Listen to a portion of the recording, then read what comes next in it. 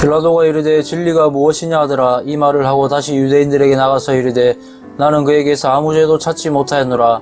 6월절이면 내가 너희에게 한 사람을 놓아주는 전례가 있으니 그러면 너희는 내가 유대인의 왕을 너희에게 놓아주기를 원하느냐 하니 그들이 또 소리질러 이르되 이 사람이 아니라 바라바라 하니 바라바는 강도였더라. 빌라도가 예수님을 신문해 보니까 죄가 없다는 것이 밝혀졌습니다. 그래서 이제 빌라도는 예수님을 놓아주려고 하죠. 근데 예수님을 싫어했던 유대인들은 어떻게든 예수님을 죽이려고 때를 씁니다. 자, 민심이 그러하니까 빌라도도 자기 정치 입지가 흔들릴까봐 또 풀어줄 수도 없고, 또 죽이자니 예수님은 죄가 없다는 것을 알았기 때문에 또 양심의 가책을 느껴서 죽이지도 못하겠고, 자, 곤란한 상황이 됐죠.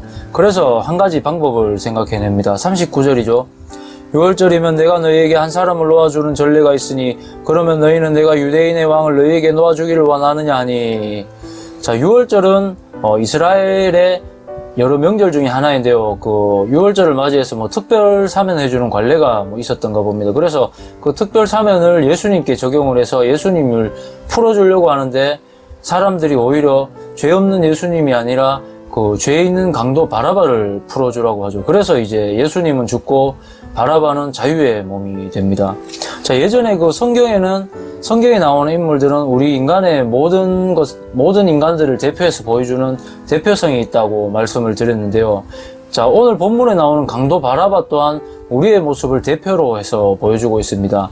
죄인인 우리가 하나님의 그 판결대에 서서 사형 판결을 받고 죽어서 영원한 형벌에 들어가야 되는데 예수님이 대신 죽고 우리가 이렇게 풀려나서 자유의 몸이 된 거죠. 그 예수님의 십자가 죽음의 의미가 바로 이런 것입니다. 예수님과 강도 바라바의 이 자리가 바뀌고 상호교환된 것처럼 십자가의 의미는 바로 상호교환의 의미거든요. 자, 상호교환의 의미는 이 시간 크게 두 가지로 알아볼 수 있겠습니다. 첫째로 죄와 의로움의 그 상호교환입니다. 우리는 죄를 가지고 있었고 예수님은 의로움을 가지고 계셨죠. 죄와 의는 반대의 말이거든요. 자, 그런데 십자가 위에서 그것을 상호교환하였습니다. 예수님께서 죽으시면서 예수님의 그 의를 우리에게 주셨고 우리의 죄는 예수님께 전가가 된 것이죠. 그래서 이제 예수님을 믿는 사람들이 의인이 된 것입니다. 그것을 로마서 1장에서는 이렇게 말씀합니다. 복음에는 하나님의 의가 나타나서. 자, 그리고 또 한 가지 상호교환은 복과 저주의 상호교환입니다. 인간이 죄를 범한 이후부터 저주를 받게 되었습니다. 그래서 이제 죄 가운데 살다가 영원한 형벌에 들어갈 이제 그런 저주를 받았는데 예수님께서 그 저주를 다 십자가에서 가져가셨고 하나님께로 받을 모든 복을 우리에게 이제 누리게 하신 거죠. 신명기 21장은 이렇게 말합니다. 그 시체를 나무 위에 밤새도록 두지 말고 그날에 장사하여 내 하나님 여호와께서 내게 기업으로 주시는 땅을 더럽히지 말라. 나무에 달린 자는 하나님께 저주를 받았음이라.